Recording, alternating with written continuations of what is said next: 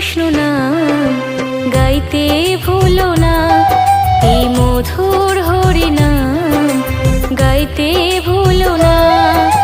শ্রীকৃষ্ণের দুই চরণ করো গো সাধনা, শ্রীকৃষ্ণের দুই চরণ করো গো সাধনা। মধুর